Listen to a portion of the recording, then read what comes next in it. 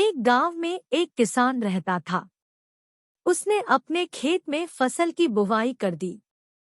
उसी खेत में एक चिड़िया आकर अपना घोंसला बना दी।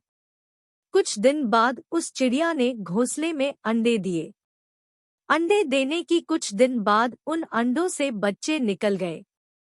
धीरे धीरे उस किसान का फसल भी तैयार हो गया। अब फसल की कटाई का समय आ गया था।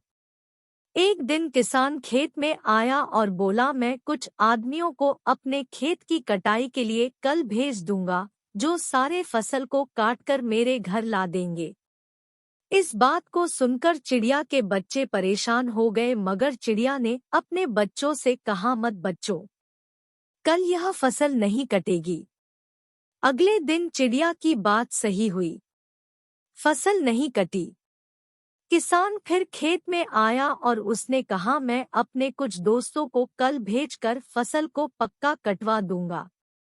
अब किसान की बातें सुनकर चिड़िया के बच्चे फिर डर गए और चिड़िया से बोले, अब हमें खेत छोड़कर जाना पड़ेगा। चिड़िया ने बोला, कोई बात नहीं, कल भी हमें खेत छोड़कर नहीं जाना पड़ेगा। अगले दिन उस किसान के दोस्त खेत की कटाई के लिए नहीं है। किसान शाम को खेत में फिर आया और कहा, अब कल मैं खुद आऊंगा अपने खेत की कटाई करने के लिए। यह सुनते ही चिड़िया अपने बच्चों से बोली, बच्चों, अब हमें खेत छोड़कर जाना पड़ेगा। तब बच्चों ने चिड़िया से पूछा, आप इतने विश्वास के साथ कैसे कर सकती हैं कि हमें खेत छोड़कर जाना पड़ेगा?